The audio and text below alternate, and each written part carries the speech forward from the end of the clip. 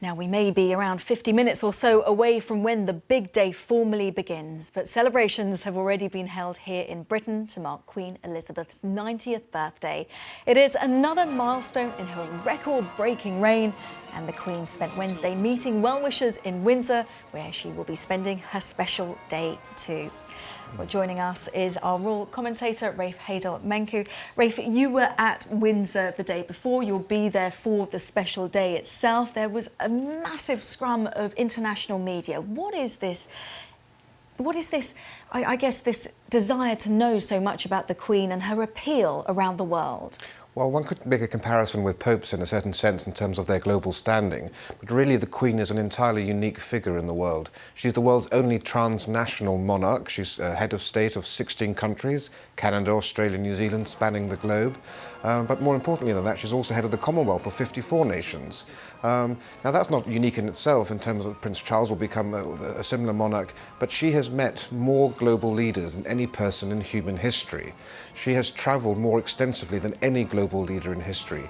People know her. She's appeared on more banknotes, on more coins. Her face is instantly recognisable to people around the world. Nobody has had such an impact in terms of world recognition than our Queen. And that in itself creates this almost hysteria around her. In 2010, when she went to the UN General Assembly, you had all these seasoned diplomats who've seen Fidel Castro, who've seen Obama, and they were like giddy school children, getting their mobile phones out to try and take a photograph of this very small, demure old lady who came to speak. Now that is the magic that the Queen has because of her longevity. She's instantly recognisable around the world, and yet we don't really know what she's thinking, do we? We never find that out. No.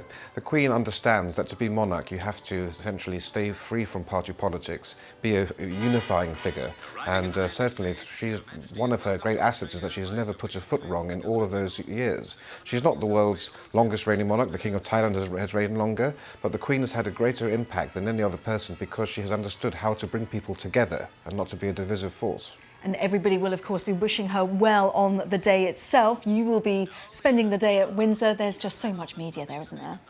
Every continent in the world seems to be obsessed by this now, and this is actually only the precursor. This is supposed to be a very quiet celebration of the Queen's real birthday. In May, back at Windsor, there'll be a huge celebration, and then in June, the entire Commonwealth will celebrate in a huge way with the Trooping the Colour, the Queen's official birthday, a great parade in the Mall. So we're seeing 3 more months to come of all of this celebration, and I think the Queen will be very touched to see how people around the world love and care for her. Absolutely. Well, Rafe, thank you very much for speaking to us. Royal commentator Rafe Heydel-Mankoo, thank you.